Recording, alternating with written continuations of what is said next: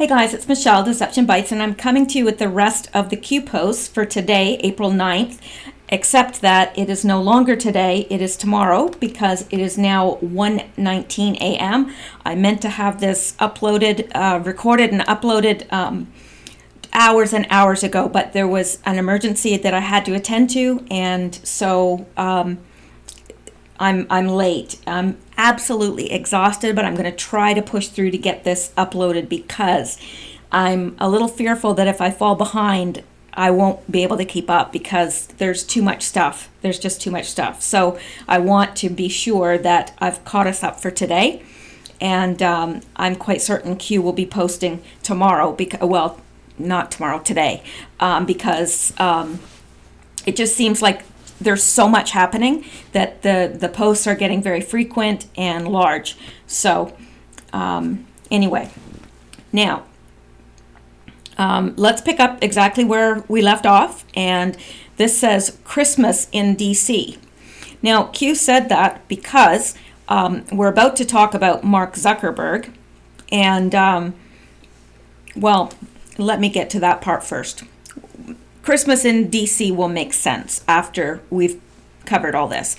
Who is arranging the private meetings? Now, I've heard some say that it was Pelosi, but I don't know that. And I'm not sure where they got their information, so I'm not sure if it's good information or not. And since I can't vet it, then, I'm just not going to say anything because I'd rather know for sure before I say anything. Sometimes I say something believing it to be so, and it's in error, and that's fine. Usually people catch it down below, and they'll correct me, which I appreciate. So, but I don't want to purposefully, just guess at something. Mark Zuckerberg campaign contribution promises. Now, Facebook donation since 4/2/18. Well, let's first look at these links and go down through this because there's a lot here. Now, Zuckerberg, to emphasize positives, admit shortcomings in congressional testimony. So really, this testimony is all fluff, if you ask me. There's nothing going to be solved here. He said, ultimately, Zuckerberg wants to end on a positive note and paint Facebook as a company that can be a force for good. I believe deeply in what we're doing, the testimony reads. And when we address these challenges, I know we'll look back and view helping people connect and giving more people a voice as a positive force in the world. He'll acknowledge that, I shouldn't have, I shouldn't have sold your information, but ultimately, it's not going to go anywhere until Q and POTUS bring whatever they're going to bring. So now let's go to this because it's interesting. If it's what I think it is. Yes, it is. Now, this is Facebook, okay? And it's an organization called OpenSecrets.org, Center for Responsible Politics. And, contributions to, officials, state officials are, you're able to find that out. It's not closed anymore. I think it used to be, if I'm not mistaken, but it's not now. You have, through Freedom of Information, you can find out. Anyway, so this is Facebook, and they gave away, among federal candidates in the 2016 cycle, they gave away $1,387,695. Now, where did this money go? Well, let's look. Hillary Clinton, she received $478,466. Chuck Schumer, $38,900. Bernie Sanders, $37,592. Not sure who this is. Kamala Harris from California, but I'm not sure. That name doesn't sound really familiar to me. Michael Bennet, 25, Marco Rubio. 22, Anna Eshoo. 18. Look at down here, poor Pelosi, poor little Nancy Pelosi. She only got $16,450. So she probably doesn't remember where she put it, though, I bet.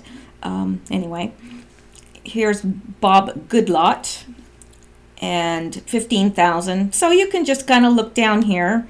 I think, well, there's a couple Republicans in there, but mostly Democrats.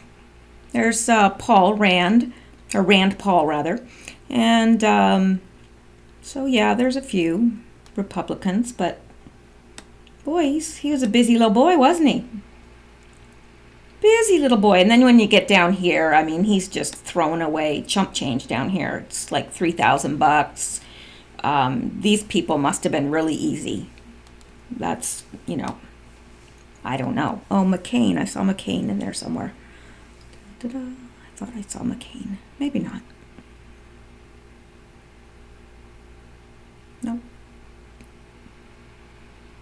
Oh, yes, I did. Oh, he only got 4,000. Oh, poor guy. Feel so bad for him. Just $4,000. What can you do with that? Well, I guess he can buy a boot for the other foot. All right, so there we go. Little Mark Zucky has been busy, and I don't know if this is true. I kind of came across this. I don't know, maybe you guys have heard this, that Mark Zuckerberg is actually, I forget the name now, but it's he changed his name from maybe Greenberg, I'm not sure, but I can't remember now. I read it, I looked at the two people, I just wasn't sure.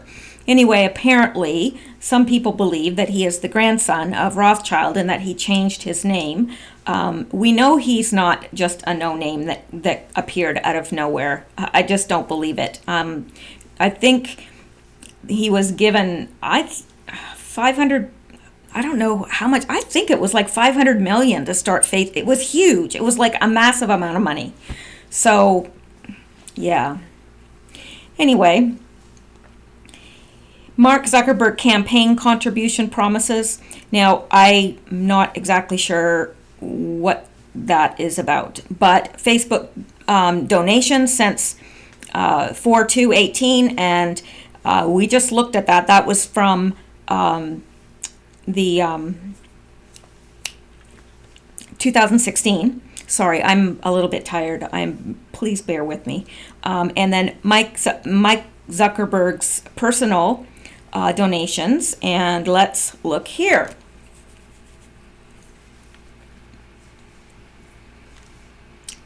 Facebook handed out contributions to 85% of the House committee ahead of Zuck questioning.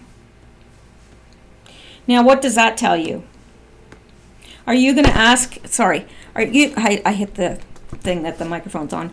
Are you going to ask the tough questions if you've just received, a fistful of money from the guy?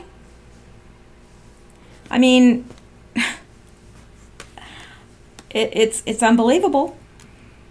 From nearly 87 million users having their privacy breached to foreign and campaigns using the platform to allegedly divide America, Facebook has been making plenty of negative headlines of late. As Facebook CEO Mark Zuckerberg gears up to testify to Congress this week, the well-known figure will be facing off with lawmakers, some of whom have been itching to confront him and others who have been receiving financial gain from his company. Members of the House and Senate committees will be questioning the CEO about private protection and the violations that have rocked the community as of late. Oh, and I'm sure they're going to be really hard on him. Yeah. Okay. Did I just call him Mike Zuckerberg? I just all of a sudden clued in, I think I just mispronounced his name. So anyway, I don't know why. I'm so exhausted. I really shouldn't probably be doing this, but I am. So let me continue, because I don't feel like shutting it off and then going all the way back through. And now, Facebook donated to 46 of 55 members on committee that will question Zuckerberg.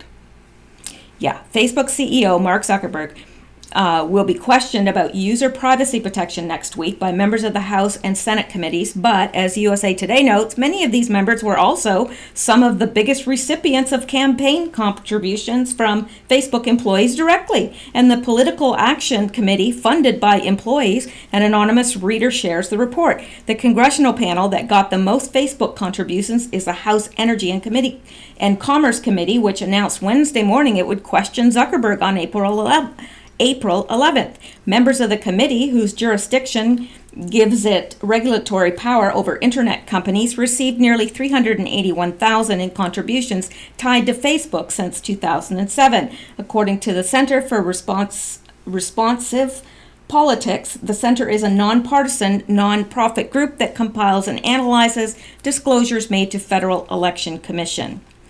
So, the second highest total, $369,000, went to members of the Senate Commerce, Science, and Transportation Committee, which announced later that it would have a joint hearing with the Senate Judiciary Committee to question Zuckerberg on Tuesday. Judiciary Committee members have received $235,000 in Facebook contributions. On the House committee, Republicans got roughly twice as much as Democrats, counter to the broader trend in Facebook campaign gifts.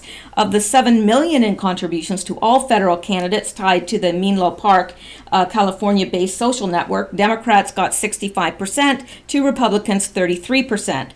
Of the 55 members on the Energy and Commerce Committee this year, all but 9 have received Facebook contributions in the past decade. The average Republican got $6,800, while the average Democrat got $6,750. Yep.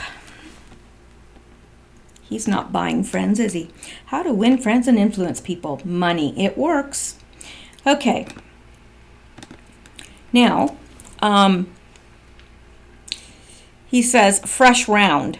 So, I think that he's talking about the latest of the contributions and the donations, which I don't have all of that information. That had some of it. But anyway, Republicans targeted, they were targeted in Zuckerberg's censorship, and anti-Republican equals more money. Yeah. So, we know that they're censoring Republican thought and anybody with conservative values. And I heard today that Diamond and Silk, and I don't know if you know who they are, but it's two ladies. They're black and they're absolutely delightful. I love them. They're intelligent, they're articulate, and they're funny, and they have the best personalities. I absolutely love listening to them, and they make me laugh every time. And yet, while you're laughing, they're, digging in the sore, because it's really good stuff that they're bringing up, and they're obviously intelligent ladies. So anyway, they have been banned from Facebook apparently because it may harm the Facebook community access to them. Now, I've never heard a bad word out of either of them. I've never heard anything offensive that I would find offensive, and I guess maybe because I'm a conservative, but I can't imagine what anyone could possibly find offensive about them. I mean, yes, I guess if you're a Democrat and they're attacking, some of these policies, then yes, I guess you could get offended. But to say that they are harmful to the community, I mean, that's just asinine, really. And I don't know, I think that I just love them. I just think they're awesome. Anyway, so how to mask, Mark Zuckerberg personal donations. So what Q is sort of hinting at here is, how do you mask that they're targeting the Republicans? Well, his personal donations, because, they can say, well, he's giving donations to the Republicans too. It's not just the Democrats. So he's, but we know that the Democrats are not getting censored. They're not. It's always conservative thoughts, conservative thinkers, people that may have a different view on things, but and certainly conspiracy theorists. And you don't even. It's like I can see it every day on YouTube. I see it every single day, and I'm sure you guys see it on Facebook, on Twitter, everywhere. So it's happening, and anybody that says it isn't is absolutely blind and refuse to see. Now, did we go here? Let me see. Yeah, we did. Okay, just wanted to be sure. Now, avoid Facebook public disclosure. No, he said, okay, wait. I got ahead of myself there. Shell company. Well, I've got a link to this, so yes. Zuck, well, here it's Jacob Greenberg that some people are saying that he is. Zuck, aka Jacob Greenberg, set up shell company to hide donations. Mark Zuckerberg, the co-founder and chief executive of Facebook, announced on Tuesday that he and his wife would give 99% of their Facebook shares during our lives, holdings currently worth more than $45 billion, to charitable purposes. The pledge was made in an open letter to their newborn daughter, Max, who was born about a week ago. Mr. Zuckerberg and his wife, Dr. Priscilla Chan, said that they were forming a new organization, the Chan-Zuckerberg Initiative, to manage the money through an unusual limited liability corporate structure. Our initial areas of focus will be personalized learning, curing disease, connecting people, and building strong communities, they wrote. So he's giving, he's pledged to give away 99% of his shares during his lifetime, and he set up a shell company to hide donations, apparently. So let's hang on. Let me get out of here and back to here. Now, Republicans targeted how to mask Mark Zuckerberg's personal donations, shell company, recent stock dump, and he dumped $500 million worth of Facebook shares in February, and that was right before the stock tanked because of the Analytica whole thing. Now, what was I going to say? Man, I'm so tired tonight. Oh, yes. Okay. Mark said that, his defense of that was, well, no, it had nothing to do with insider trading. I already said that I was going to give away my shares, 99% of my shares. So that's all I was doing. No, that's not what he was doing. And he sold the shares. He didn't give them away. So anyway, avoid Facebook public disclosure, track congressional intake, reported, keep open plus 6 months. So they're still talking about tracking all these donations. And I've linked to some, but there's a lot more out there to find. And this is Q telling us, be loud with the findings. Return tweet how the DC swamp works. Money talks, drain the swamp. How do politicians access campaign contributions for personal use? The con, Q. So let's go out and answer that question.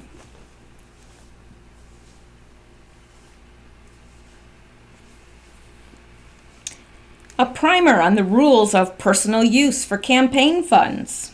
Now, I think it is down here that, now,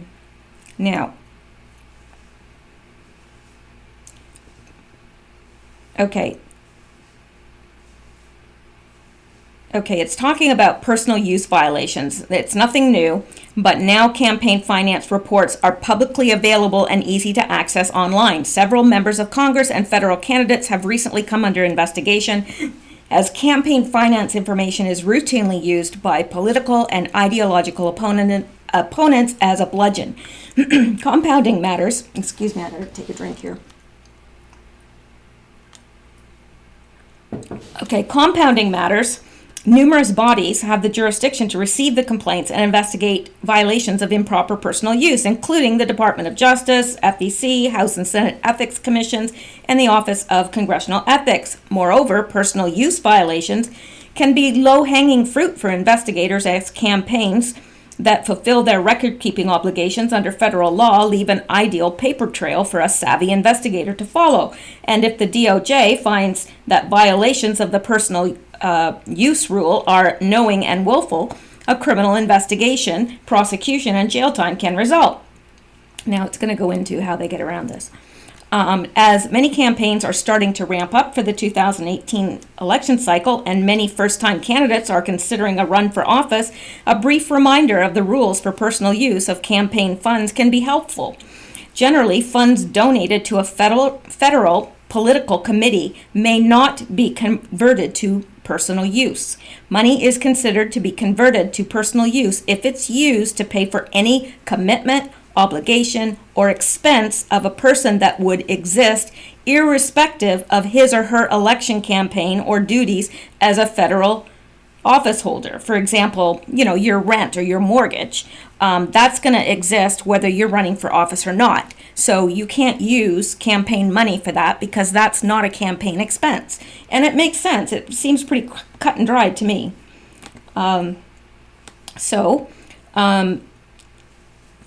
Certain types of payment are always considered to be a conversion of funds, including payments for any of the following: home mortgage, rent, utilities, clothing, other than, for campaign giveaways like t-shirts, non-campaign related automobile expense, country club membership, vacation, household food, tuition payments, admission to sporting events. These things would always be funeral, cremation, or burial expenses, salary payments to a member of the candidate's family over the fair market value of any bona fide service that person is providing to the campaign, excessive salary payments to the candidate personally.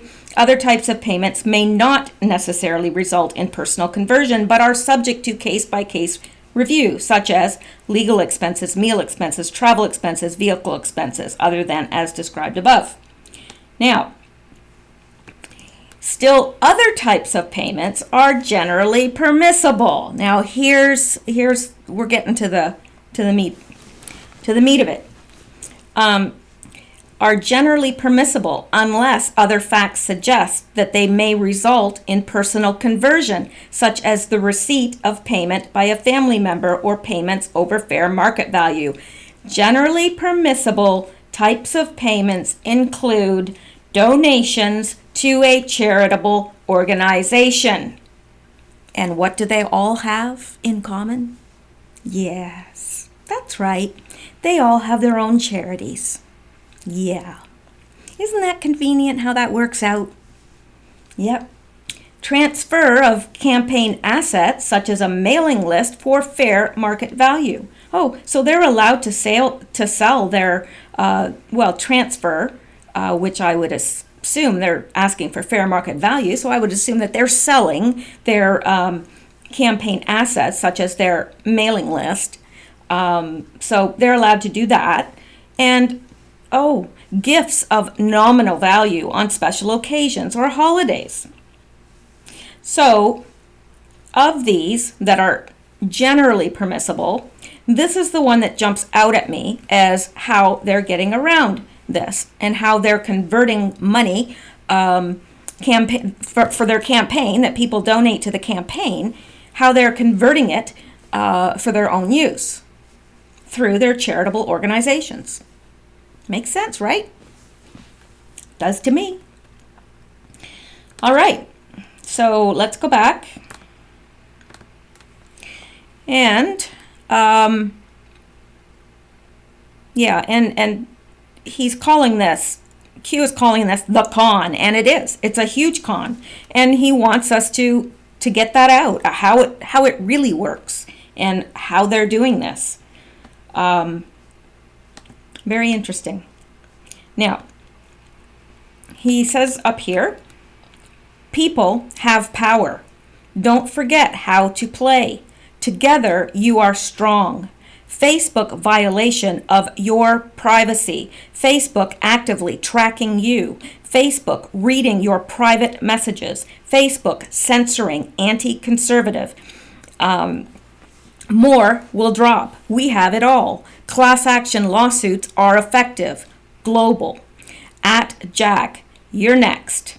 What is Jack's secret Twitter handle? Dummy accounts to talk. What you see is limited. Think emails. Loretta Lynch, Hillary Rodham Clinton, Hussein, etc. Q. So Q is reminding us here that, look, you know what?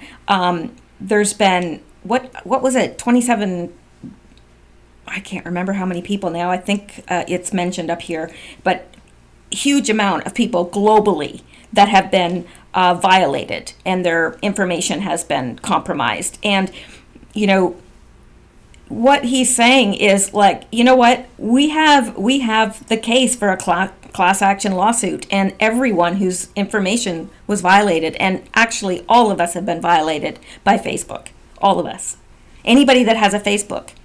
And I hate Facebook.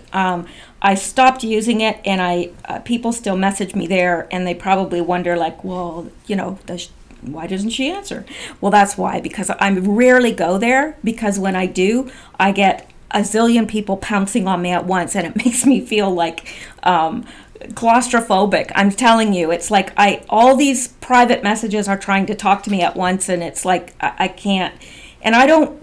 You know, after everything that's coming out about Facebook, I just don't feel comfortable there. I don't. So I'm probably going to delete that. But he's saying that we all have, you know, if we have Facebook accounts, then we have the right. And, you know, we can't do it by ourselves.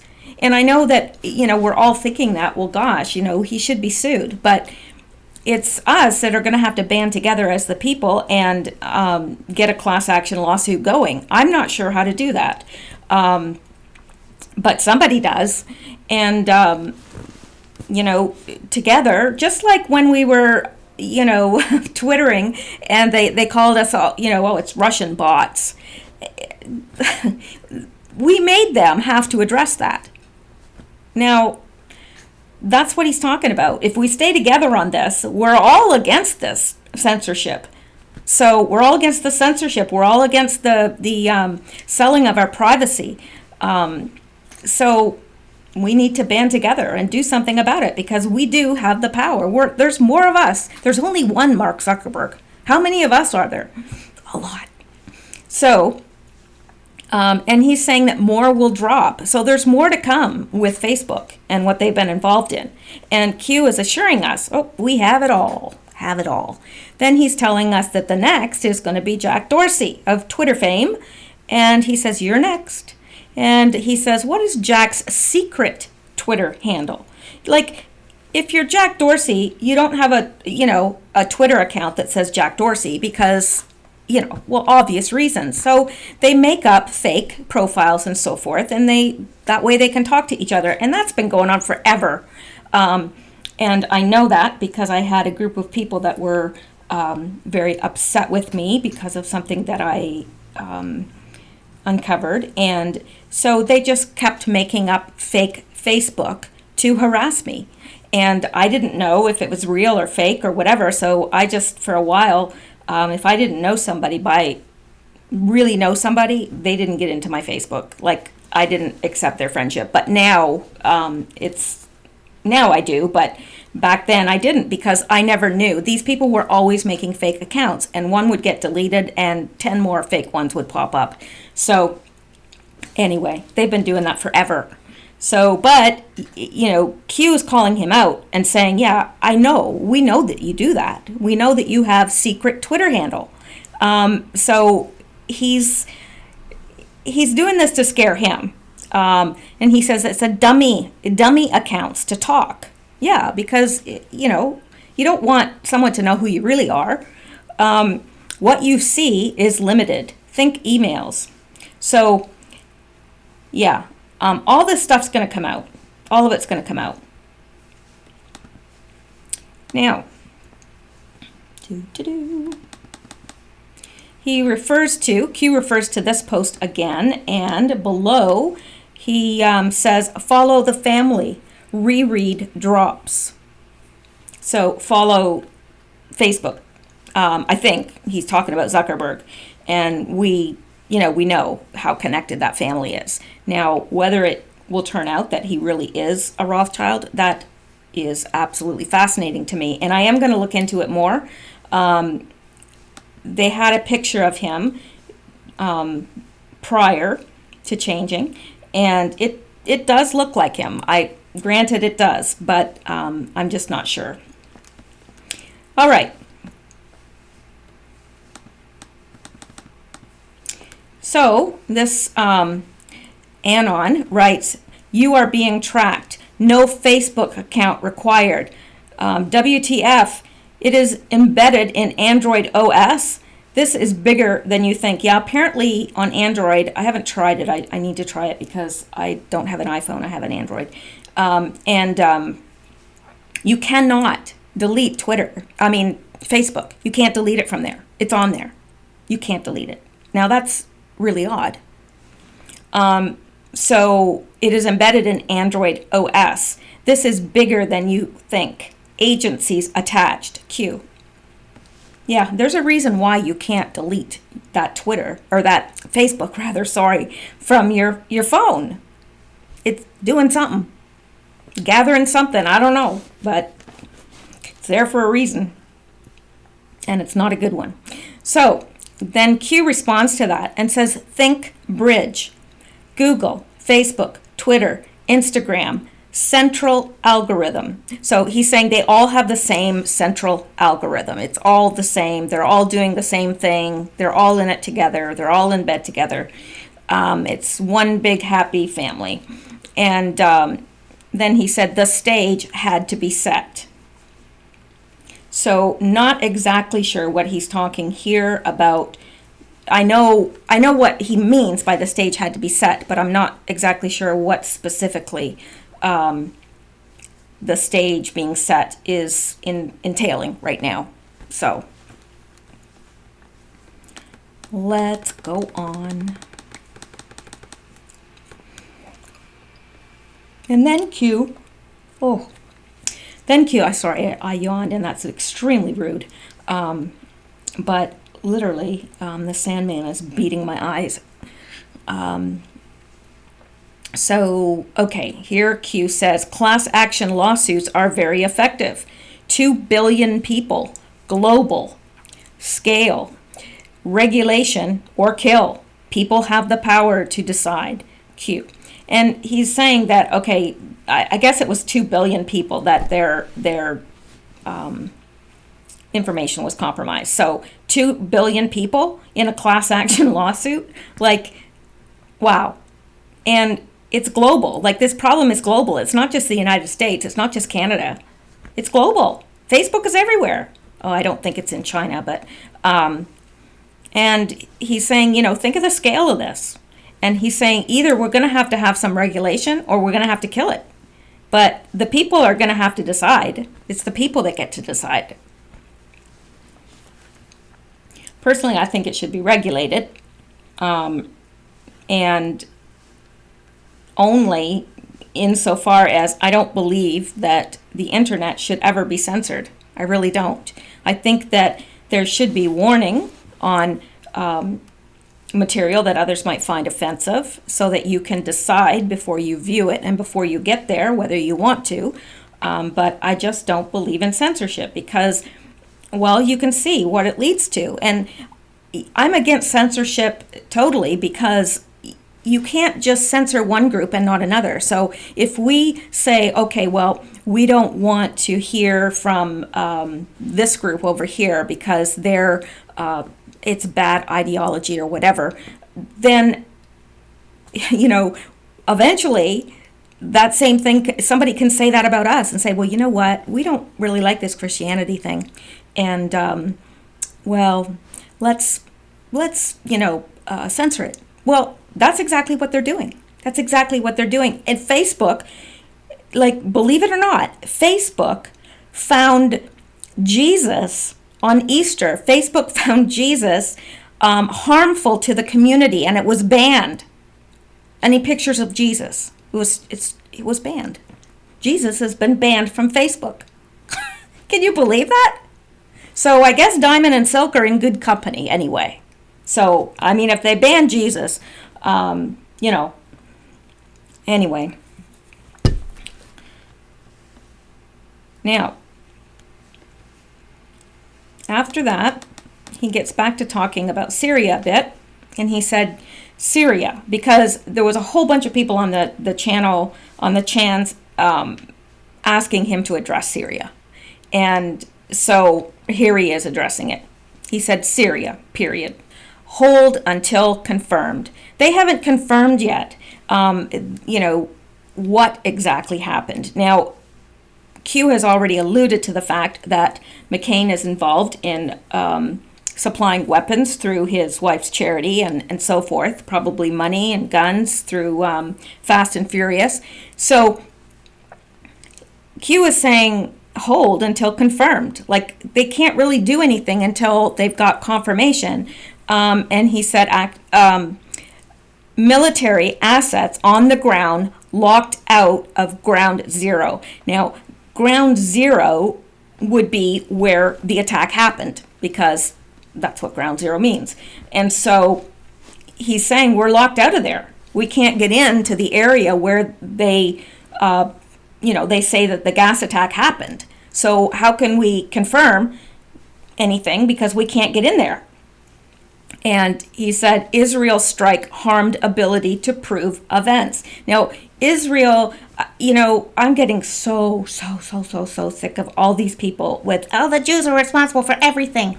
And I can't take it. It's like, and the Holocaust never happened. Like, I cannot take it. Like, I can't. So I delete it when I see it, but it's all over the chans.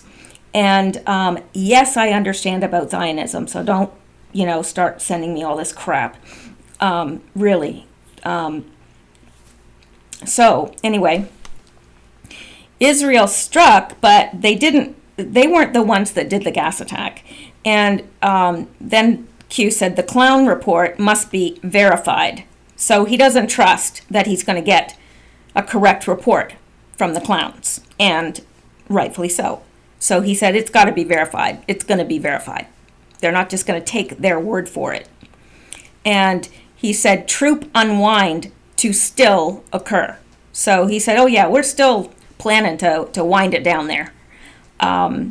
He said, have faith. Trust POTUS. Q.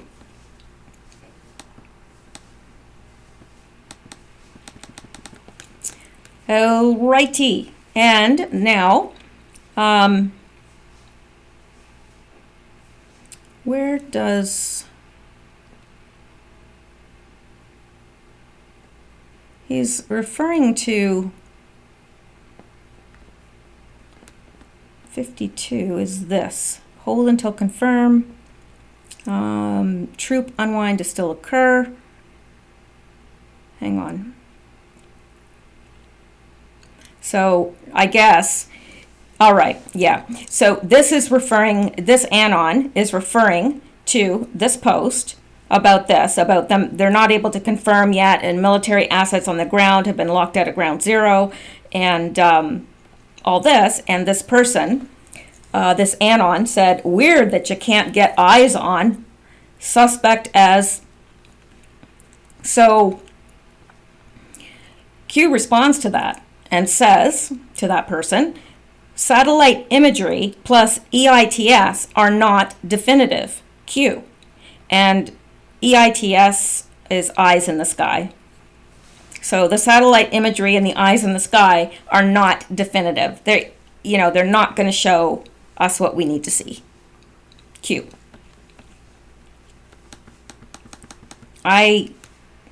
It's interesting that he even responded to this person, but he must have more patience than I do. And at 2:00 at night, I have no patience. Usually I get giddy, but tonight I'm just getting ugly. Nasty. Mean as a snake. I don't know what got into me. Anyway, now, he posts this, and then it's just a little picture of a news article on Drudge, and it says Iran threat to restart nukes. Now, he didn't link to the article, so I'm not going out to the article. And he says, like clockwork, you have been prepared, Q. So he's saying, yeah, this is nothing, it's nothing that has surprised them or taken them off guard. It's like, it's all part of this. And he says, like clockwork. The globalists are working overtime right now, and they are scrambling, and they're scared, and they're,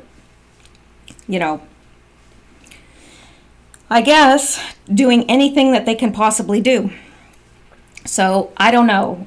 It's hard to tell right now what's real and what isn't. It really is. And I do believe that these things are happening behind the scenes. I do believe that Q has brought us a truth, whether it is the truth or whether it's slanted. I would assume, because you know what, it is going to be slanted. But we know that they are doing these things. We do know that. We do know that they are evil. We do know that they have to be brought to justice. And it is a good thing that's being done here. Where it will lead, we'll have to keep on our toes to find out, because we really have no alternative. The alternative was Hillary. There was no alternative. So this, so far, looks like it's good, but we'll have to stay alert. We're in dangerous times. So now this, I'm not going to go out to it because I went out to this in one of the earlier videos, his State of the Union address, or his weekly address. I'm sorry, it wasn't his State of the Union. Well, I guess it is a State of the Union, sort of, but his weekly address. And he said, California targeted, and California was targeted in that address. And he said, how often does POTUS retweet a weekly address? Well, I haven't seen it. If I have, then I haven't noticed. And he said, April showers, Q. Let's just go out here. We're not going to listen to it, but I'll just show you. Hang on here. Well, my computer doesn't want to go. There we go. It's tired too. It's saying, Mishel, it's 2 a.m. Put me to sleep. Okay, so the Democrats are not doing what's right for our country. I will not rest until we have secured our borders and restored the rule of law. And so apparently he retweeted this today. So obviously this is out of the ordinary for him. I've never seen it, and I do follow him on Twitter, but that doesn't mean anything. I may not have noticed. So now this is interesting because, hang on, this should be in red because these are my words. Okay. All right. He says, Q says, are our problems. Well, that's Rod Rosenstein. And Rosenstein, interestingly enough, was the one that signed off and approved the warrant to raid Michael Cohen's office, who's Trump's lawyer. And people are freaking out about this, like really freaking out about this. And I don't think we need to freak out. I really don't. I think it's all part of the plan. I don't know. But obviously, Q knew that this was going to happen. You know why? Because here's a tweet, and I went out and I copied it, and, well, not copied it, but I made a little picture of it and put it in here so that you could see it. On April 2nd, right here, are our problems. And remember the post where I said, April, brought to you by the letter A. Well, that was the post, and he said he was going through all these things that were going to happen, and one of them was our problems. Well, I think that's pretty interesting, because now we've got him tweeting it again. And today is the day, was it today? Yeah. Well, yesterday, because it's actually past midnight now, so it was yesterday that Rod Rosenstein signed off and approved the warrant to raid Michael Cohen's office. So, isn't that interesting? So that's another instance of the future making sense of past posts. So then you have him referring to his own tweet here, or his own post on 8chan here, and it's the one I just showed you. And then below, he says, amazing coincidence. Plus, the military has started the wall. That's what he's saying here. Plus, the military started the wall. So not only do you have the Rod Rosenstein problems, but the military starting the wall. And these are all things that he said were going to happen in April. You have more than you know. Reason we are here. More. Q.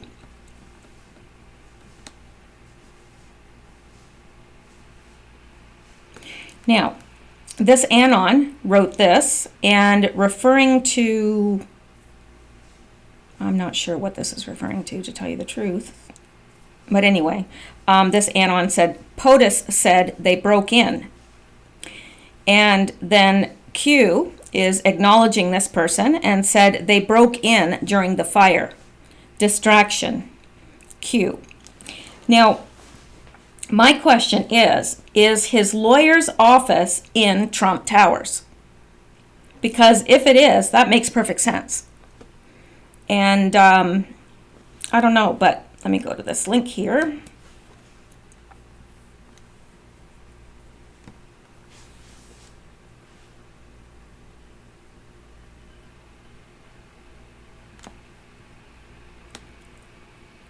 Okay, fire at Trump Tower. A fire at Donald Trump's New York skyscraper has killed one man and left 4 firefighters injured. Todd Brasner, 67, who was in apartment 50C on the 50th floor of Trump Tower in Manhattan, died in hospital after the unit was engulfed by the blaze.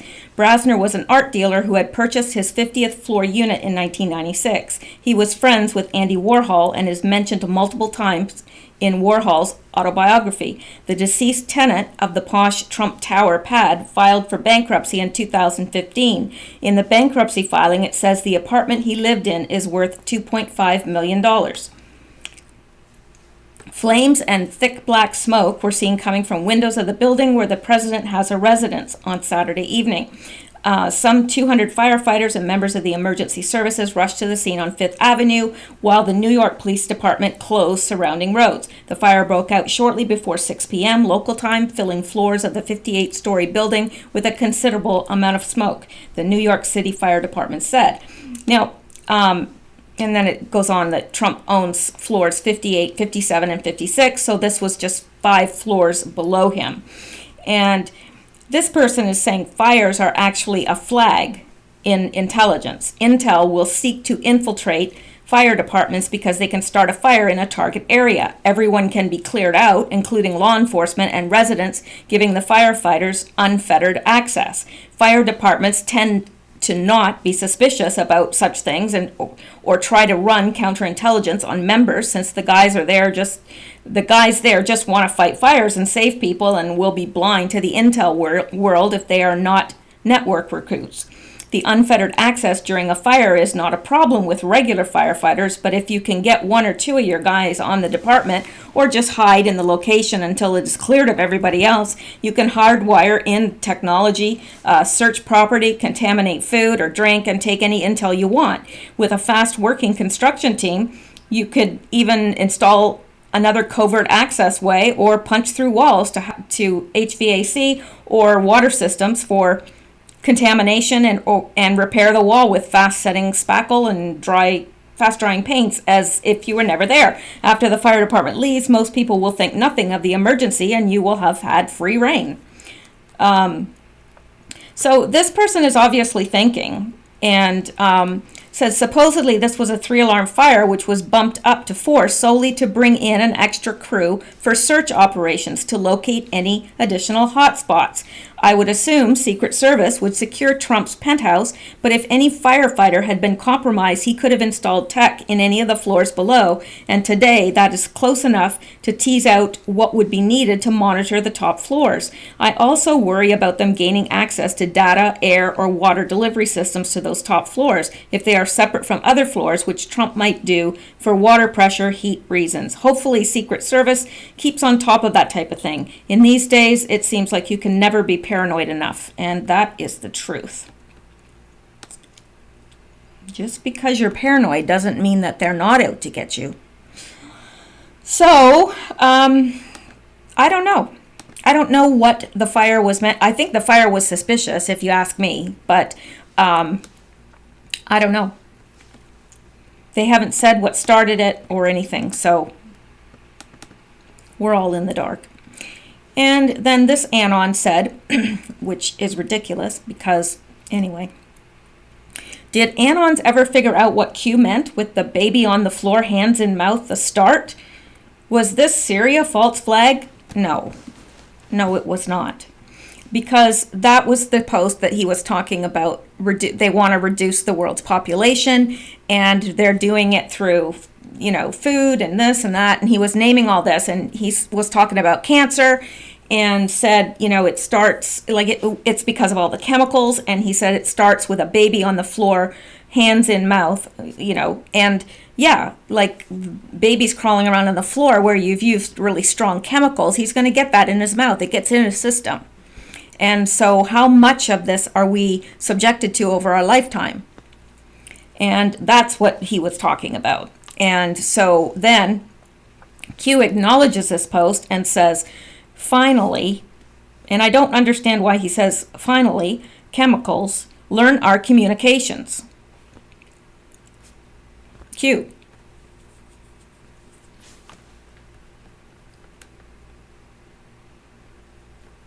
Anyway, then we have this long one, and this is by an Anon, and it says, the connection is simply chlorine, not false flag. Like, what? Why are they like, anyway, I don't know. Why can't everybody be smart? You guys are. The connection is simply chlorine, not false flag. Keep in mind that every crumb is not meant to be solved before the event. Some of the drops are things for Anons to dig on and make connections with. Others are markers for future reference. Future proofs past. Some drops are just simply communication to the Anons. What needs to be understood to appreciate what's going on here is the fact that Q is basically creating a circular flow diagram that can be referenced and cross-checked with news releases, and that's true. Q can't just disclose specifics about a situation or operation without violating security protocol. Instead, the drop questions and statements that lead to answers that can be understood once the subject becomes public. This provides the validation necessary for the public to believe the Great Awakening is legit.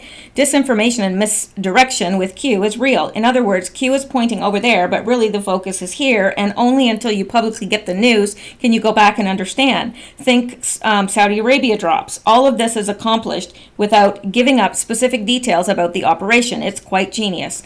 I don't believe for 1 minute that post was directed to the false flag. I don't, but nobody can convince me of that either. But anyway, Q just acknowledges it. He doesn't say yay or nay, he just acknowledges the post. I think it was obvious to me what the post meant, but hey, I could be wrong, and Q sometimes does stuff with double meanings, so anything's possible. Now, Q says, read carefully. Cohen. So this is about Cohen, and we're supposed to read it carefully. So let's read it.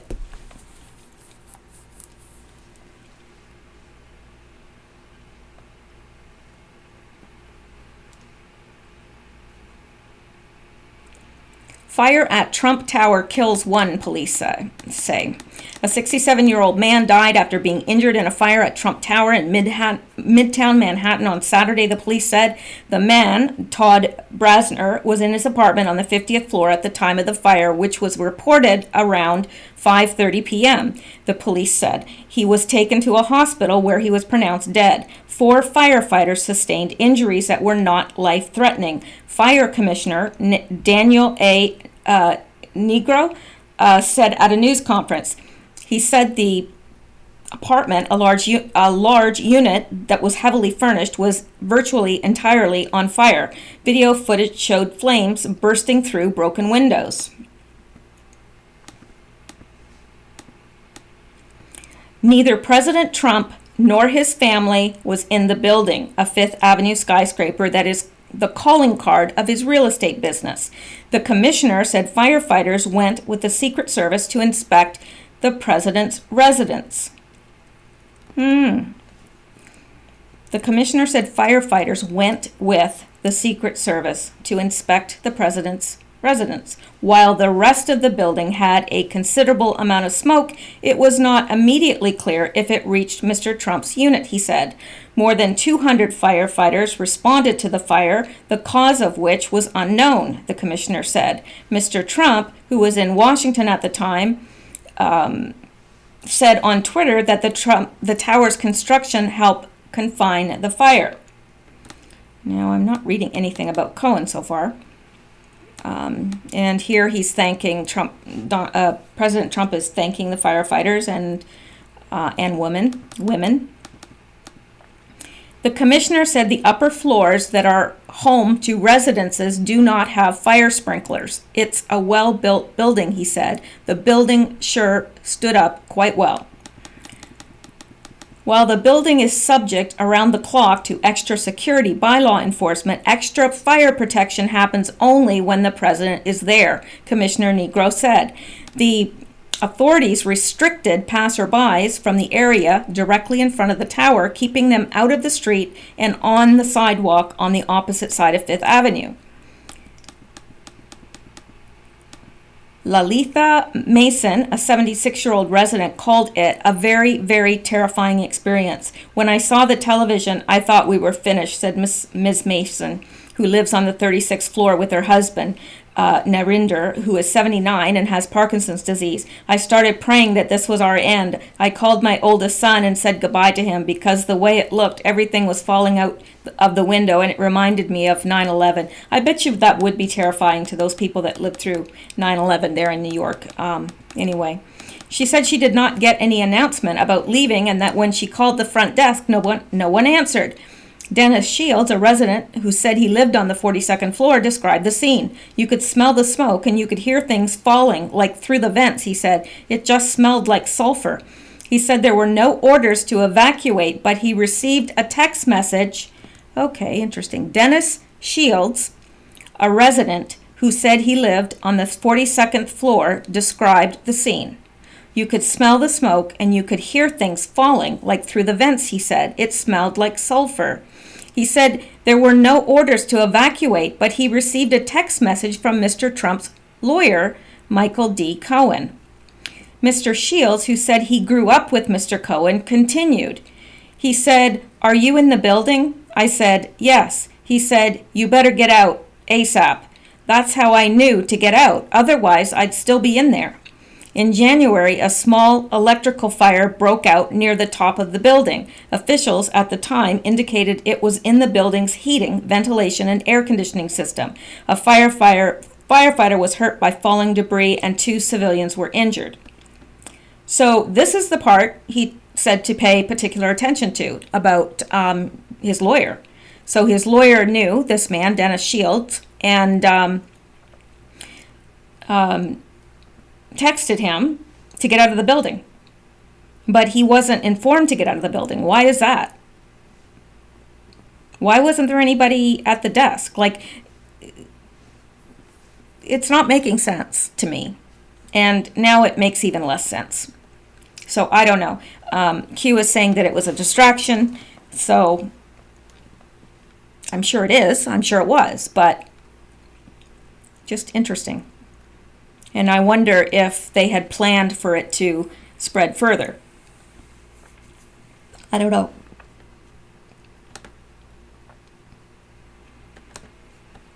So then Trump, this Anon, okay, yeah, first I copied this. Actually, that's not from Q. I just copied it from the board, and Q is not referencing this, but I thought it was interesting because he says, thank you, Xi. Good start. China, Chongqing, cancel. Q. And something was supposed to be happening in Chongqing on Tuesday, remember? Which is tomorrow. And, well, actually today. And he says, China, Chongqing, cancel. Thank you, Xi. Good start. Now, what did she do? Well, China blinks. Trump's hardline on trade forces China's Xi to lower tariffs this year, open economy further. So, that's good news. And then Q posts this about the China's embrace of foreign cars.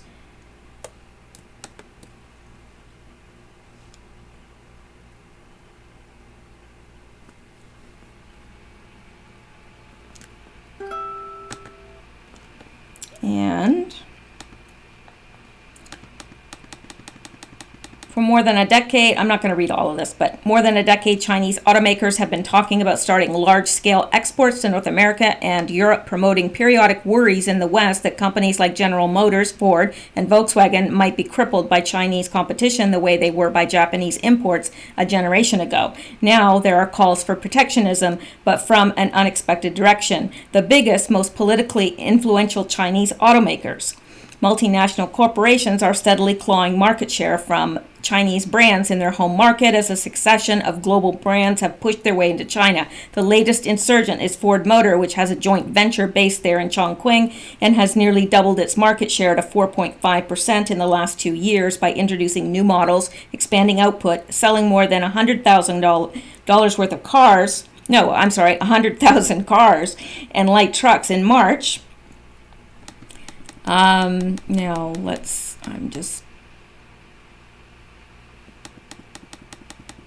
Okay, so he was preparing, so this person who is buying a car said he was preparing to pay 254,800 renminbi, which is 41,500, including hefty Chinese taxes for a light green Ford Kuga. China's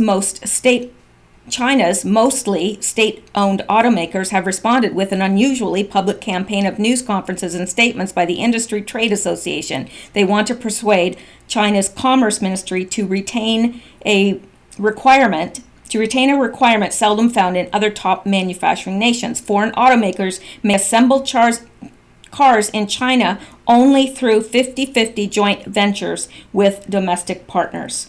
Well, that's fair. The multinationals have not asked to be set free. Instead, the Commerce Ministry raised the idea of dropping the requirement last autumn, fearing the industrialized nations would use the restrictive rules as justification for protectionism someday if China starts exporting large numbers of cars. But the big state-owned companies are less interested in exports than in having the multinationals tied to their partners indefinitely and collecting sizable profits that come with those relationships. So, yeah.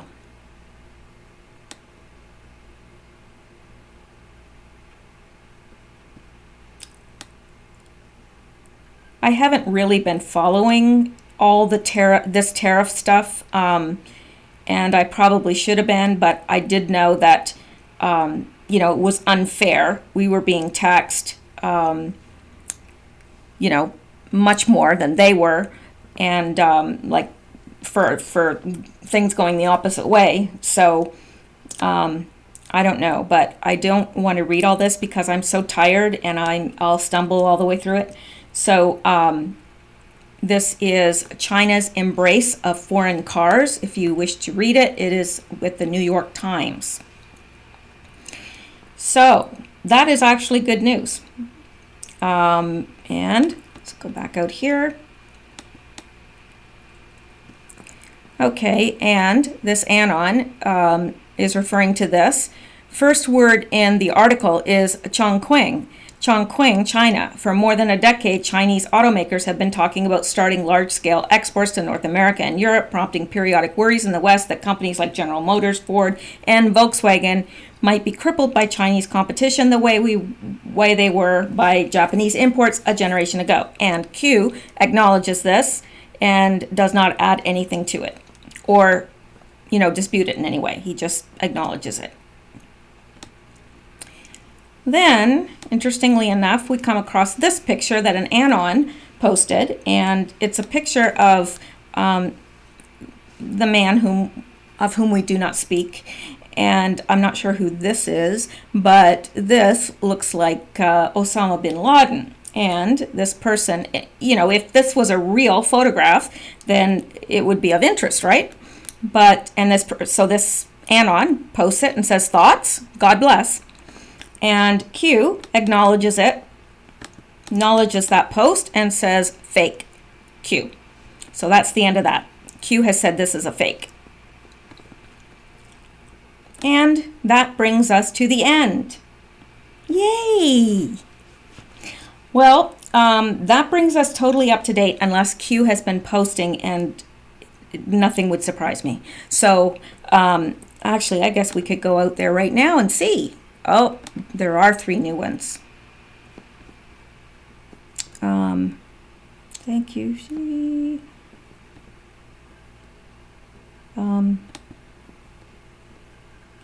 This is a new one. Clarify Chongqing Tuesday demand, and this is by Q. She confirmed tariff reduction Tuesday. China cars. Article provides foundation, major import, Ford, U.S. start Q. So I'm going to start with these 3 tomorrow when I post because, Q is obviously quite active today and maybe posting more through the night. But this one says, actions today, raid, will be met with swift action. FBI burning midnight oil, Q. Then over here, this one says, trust Sessions, trust Ray, trust Kansas, trust Horowitz, trust Huber, Q. So we'll start with those tomorrow. I'm going to get some rest. I sorely need it. And you guys are probably all sleeping, except maybe the West Coast people. Are they behind us? No, they're behind us. So maybe they're not in bed, but all you East Coast people are probably in bed and sleeping soundly. I hope you all have a wonderful night's sleep and that you awake very rested tomorrow. Stay safe, and I'll talk to you soon.